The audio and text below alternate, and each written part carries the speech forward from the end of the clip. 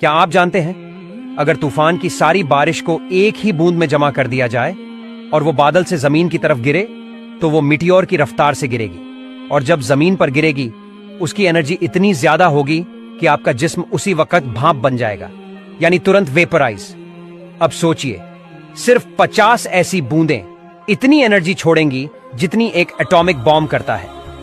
आज के दौर में जब हम बारिश को रोमांटिक या पीसफुल मानते हैं, साइंस कहती है बारिश की हर बूंद ग्रेविटी, एयर रेजिस्टेंस और किनेटिक एनर्जी के तवाजुन से गिरती है, वरना हर बारिश की बूंद गोलियां या बॉम्ब्स जैसी बन जाती।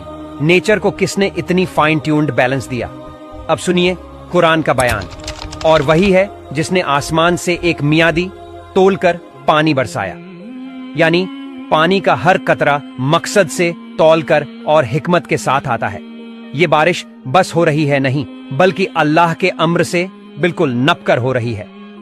सोचिए, अगर बारिश अनकंट्रोल्ड होती तो हर तूफान एक न्यूक्लियर डिजास्टर बन सकता था, लेकिन फिर भी वो बूंदें आपके रूफटॉप से टकराकर बस टपकती हैं, कभी गजब नहीं बरपाती। क्या ये सिर्फ इत्तेफाका है, या फिर उस हिकमत और रहमत का सबूत जो हर बूंद में मौजूद है?